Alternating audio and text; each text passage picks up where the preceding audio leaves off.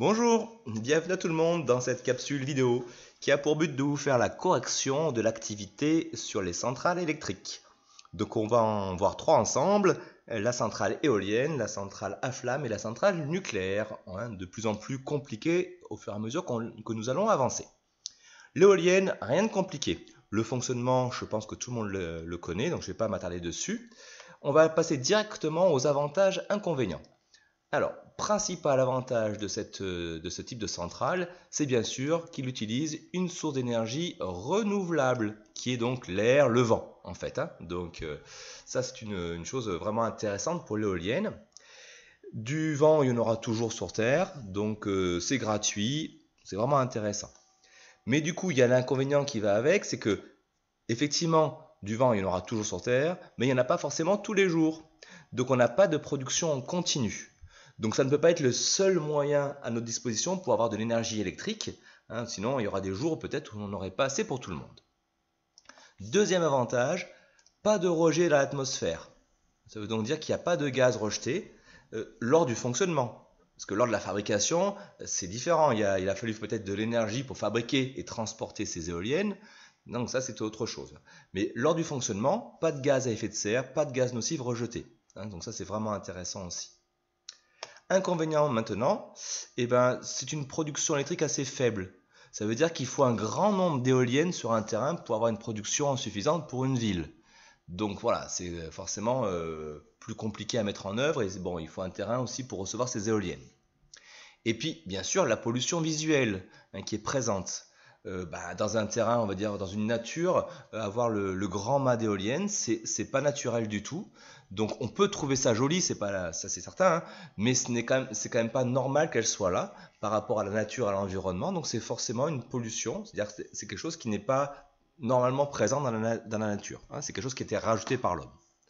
Et autre pollution importante, c'est le gros bloc de béton qu'on met dans le sol ici pour pouvoir maintenir le mât. Donc ça, c'est pas visuel, mais c'est quand même du béton en contact avec le sol, les animaux du sol, etc. Les nappes phréatiques un peu en dessous éventuellement aussi. Donc c'est une pollution aussi importante. Par rapport à la chaîne d'énergie, maintenant, bon, elle est assez simple, puisque bon, c'est un appareil qui n'a pas un fonctionnement trop complexe.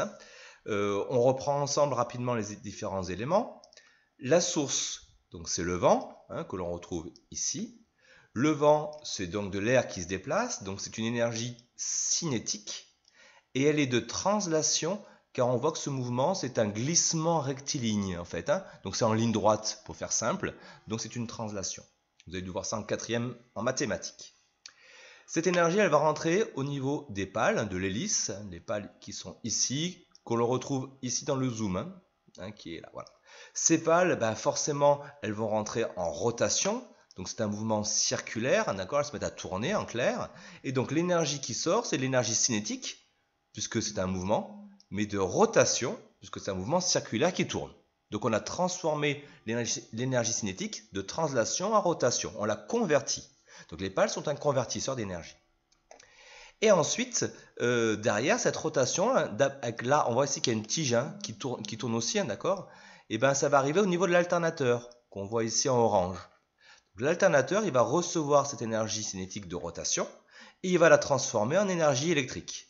On verra dans une activité un peu plus tard comment il fonctionne.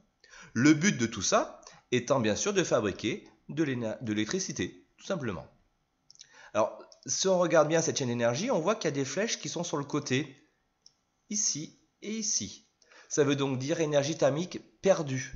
Il y a forcément de la chaleur qui est produite dans cette éolienne à cause des frottements. Quand tout tourne, tout est en mouvement, ça frotte et ça produit de la chaleur mais qui est perdue. En fait, elle ne sert pas du tout à fabriquer l'électricité. Donc on a mis ces flèches en dehors de cette grande flèche horizontale qui est pour aller fabriquer l'électricité. Et donc dans la chaîne d'énergie, on retrouve donc souvent les sources sous forme d'ellipse, les convertisseurs sous forme de rectangle, et sous forme de triangle, l'action à réaliser. Mais ça peut changer aussi en fonction des professeurs ou des éditeurs de livres. Donc il ne faut pas non plus s'attacher trop à la forme, mais plutôt à la manière dont c'est organisé. On passe à un peu plus compliqué. Allez, la centrale à flamme. Fonctionnement de base, vous avez un combustible, c'est-à-dire une substance qui va brûler. Pétrole, charbon, gaz, qu'on met dans une chaudière. Ça brûle, ça produit de la chaleur. La chaleur va transformer l'eau liquide, qui est en bas, en vapeur d'eau, c'est-à-dire en eau à l'état de gaz, en hauteur. Cette vapeur d'eau ensuite va se déplacer de manière rectiligne pour arriver ici, jusqu'à la turbine. La turbine se met alors à tourner, d'accord ? Car en fait, cette turbine, c'est comme un peu une roue avec des espèces de godets, de cuillères qui sont accrochées dessus. Et donc, quand la vapeur tape sur ces cuillères, ça fait tourner la turbine.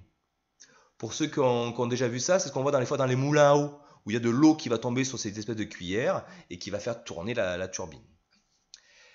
Ensuite, la turbine est reliée à un axe, ici, qui tourne, et qui va faire tourner l'alternateur qui est à côté. Et donc là, en fait, quelque part, on retrouve le fonctionnement de l'éolienne. Ce que j'entoure ici en rose, hein, la turbine, c'est un petit peu comme les pales de l'éolienne, et l'alternateur qui est derrière. La seule différence, c'est que pour l'éolienne, c'était le vent qui la faisait tourner. Ici, c'est de la vapeur d'eau qu'on a fabriquée par un chauffage, en fait, en faisant brûler un combustible.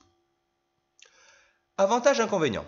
Alors, le principal avantage, c'est qu'en fait, c'est une centrale qui produit beaucoup d'énergie électrique et qui, du coup, est très rentable.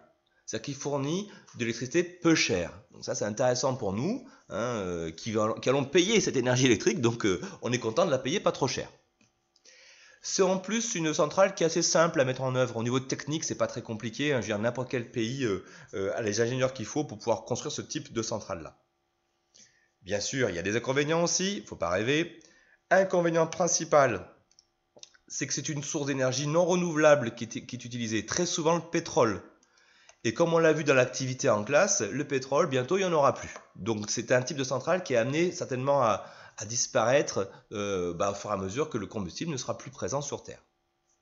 Deuxième inconvénient majeur, ça rejette un gaz non toxique, mais qui est très dangereux pour l'environnement, qui s'appelle le dioxyde de carbone, CO2. Alors, dangereux pour l'environnement, je précise, c'est un gaz à effet de serre. Et ce gaz-là, il y en a sur Terre naturellement, donc ce n'est pas un danger en tant que tel. Mais c'est le fait qu'on en fabrique beaucoup, que l'homme en fabrique énormément, et que c'est le trop-plein de ce gaz-là qui va augmenter l'effet de serre sur Terre, qui est un effet normal, hein, naturel, et qui est même plutôt bénéfique au départ pour l'homme, hein, mais en trop grande dose, en trop grande quantité, cet effet de serre va changer le climat sur Terre, et ça c'est un problème pour nous, c'est ce qu'on appelle le réchauffement climatique. Et donc ces centrales participent beaucoup au réchauffement climatique avec le rejet de CO2. Autre inconvénient, des gaz nocifs qui sont aussi rejetés en plus, donc problème respiratoire à côté de ces centrales-là. La chaîne d'énergie, hop, en dessous, ici. Alors, dans la chaîne d'énergie, première chose, la source. Donc la source, très souvent, du pétrole. Hein, donc on met ici, c'est le combustible qu'on voit ici. Ce pétrole, il contient de l'énergie sous forme chimique. Hein, ce sont les molécules du pétrole qui contiennent cette énergie. Et dans la chaudière, quand on va donc ici, dans la chaudière, brûler ce pétrole, ça va casser les liaisons des molécules et ça va libérer l'énergie chimique. Et ça va la libérer sous une forme thermique, sous une forme de chaleur, ici. Donc on transforme l'énergie chimique en thermique dans la chaudière, qui est le convertisseur. Il y a peut-être un oubli sur cette chaîne d'énergie. Il y a aussi de la lumière qui est produite là. Donc ici, il y aurait aussi une énergie rayonnante qui sortirait de la chaudière, mais qui ne sert à rien, elle n'est pas utilisée, donc je la mets vraiment en dehors du sens global de la chaîne d'énergie. Ensuite, cette énergie thermique, elle va rentrer dans le générateur de vapeur, ici, et elle va transformer, qui va servir à transformer l'eau liquide en vapeur d'eau. Donc à la sortie, on aura de la vapeur qui se déplace de manière rectiligne. Déplacement, ça veut dire énergie cinétique. Rectiligne, de translation, comme tout à l'heure le vent. Cette énergie va ensuite rentrer dans la turbine, qui va la faire tourner. Si elle tourne, énergie cinétique par rapport au mouvement, mais de rotation, puisque ça tourne. Donc en sortie de turbine, énergie cinétique de rotation. Cette énergie va rentrer ensuite dans l'alternateur, ici, et donc à la sortie, énergie électrique qui sert à fabriquer donc l'électricité, le but recherché par la centrale à flamme. On retrouve nos énergies perdues, ici et ici, hein, donc c'est de la chaleur. Dès qu'il y a un élément qui tourne, qui bouge, il y a des frottements, et ces frottements créent de la chaleur, mais qui ne sert à rien dans la chaîne d'énergie pour fabriquer l'électricité. Donc on les met un petit peu à part, hein, sur une direction qui est différente de cette horizontale qu'on a pour aller fabriquer l'électricité. Voilà. Bon, il y a plein de couleurs. J'espère que c'est quand même pas trop compliqué pour vous. Après, vous pouvez regarder la vidéo plusieurs fois pour essayer de mieux comprendre si je vais un petit peu trop vite. On continue sur un peu plus compliqué, la centrale nucléaire. Vous inquiétez pas, c'est pas beaucoup plus compliqué. Le schéma a l'air, en tous les cas, le dessin. Vous allez voir que c'est pas aussi difficile, je vais y arriver que ça. Alors, on y va. Vous avez ce qu'on appelle le réacteur. Il est ici. Dans ce réacteur, on met un minerai qui s'appelle l'uranium. Cet uranium, donc c'est la source d'énergie. Ces atomes d'uranium ont un noyau qui contient beaucoup d'énergie à la forme nucléaire. Et dans le réacteur, on va être capable de casser ces noyaux. Donc ça va les fendre en deux. Et le fait de fendre, on appelle ça la fission. Hein, ça veut dire casser en deux, créer une fissure. Et donc, quand ce noyau va se casser en deux, ça va libérer énormément d'énergie qui sera récupérée ensuite pour le reste de la centrale. Énergie donc sous forme thermique, c'est-à-dire de la chaleur, ou aussi sous forme de rayonnement, qu'on appelle la radioactivité. Donc, cette chaleur va ensuite servir dans un générateur de vapeur pour créer de la vapeur d'eau, exactement comme dans la centrale à flamme. Après, on retrouve la même chose, hein. La vapeur qui se déplace de manière rectiligne, la turbine qui tourne et l'alternateur qui produit l'énergie électrique derrière. Donc la différence, c'est plutôt vraiment l'uranium à la place du pétrole. Allez, avantages, inconvénients. Principal avantage, ça produit beaucoup d'énergie électrique et donc c'est très rentable, peu cher. Gros intérêt pour ceux qui vont payer, c'est-à-dire nous. Gros inconvénient aussi, il y a ce qu'on appelle des déchets radioactifs. Alors, en fait, dans le réacteur, ici, on a donc cassé des noyaux. On les a fendus en deux. On se retrouve donc avec deux moitiés de noyaux d'uranium. Et donc, ça forme de nouveaux éléments chimiques qui ont la fâcheuse propriété d'être radioactifs. Ça veut dire qu'ils fabriquent énormément de rayons excessivement dangereux pour la santé. Et donc, c'est pour éviter que ces rayons ne sortent qu'il y a une coque de confinement. Confinement, c'est un mot qu'on emploie beaucoup en ce moment. Là, c'est pour confiner, pour isoler les rayons. Et donc, cette coque de confinement qu'on voit ici, hein, elle permet de bloquer la radioactivité à l'intérieur de la centrale. Mais pour l'instant, on ne sait pas quoi faire d'autre de ces déchets. Donc, on sait les stocker, les confiner, on les surveille, mais bon, ils sont là et ils seront radioactifs et dangereux pour très très longtemps, pour plusieurs centaines d'années. Donc, c'est un vrai problème.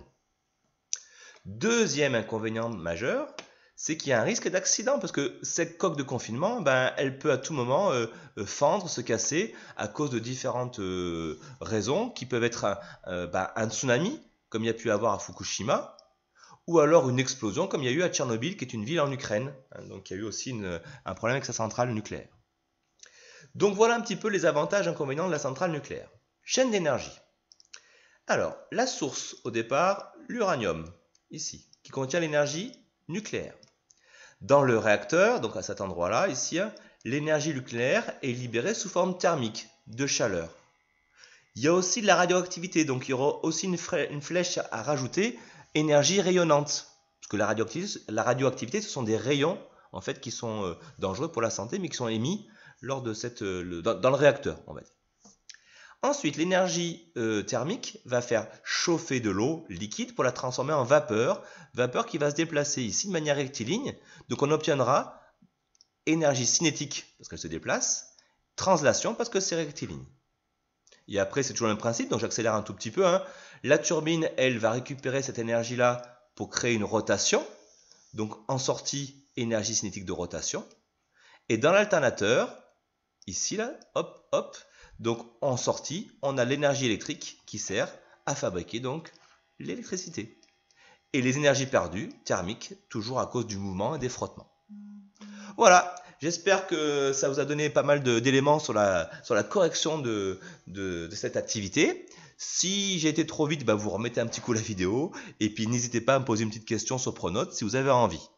Je vous souhaite bon courage, j'espère vous revoir très bientôt en classe. Allez, à bientôt, au revoir tout le monde.